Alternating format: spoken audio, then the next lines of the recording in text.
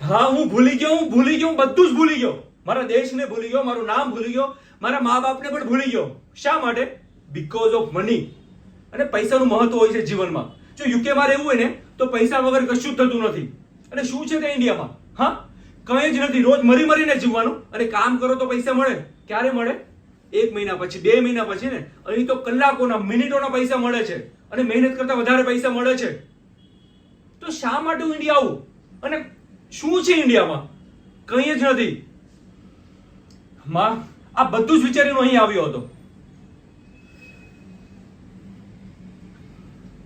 પણ માં, એક વાત કહું, જીવનમાં પૈસા કરતા વધારે મહત્વના છે પોતાના મા બાપ.